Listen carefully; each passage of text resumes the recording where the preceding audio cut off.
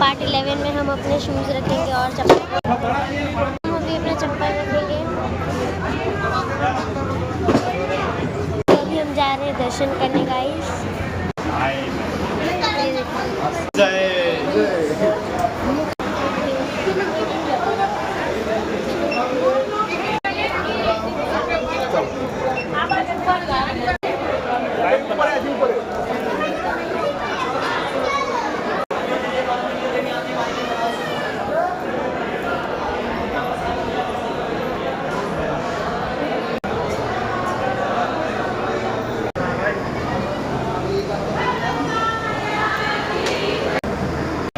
चल पैसा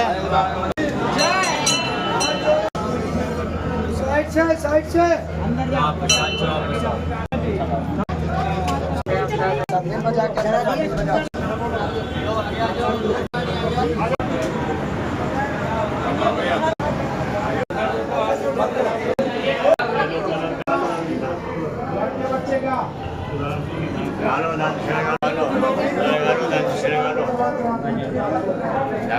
के बाद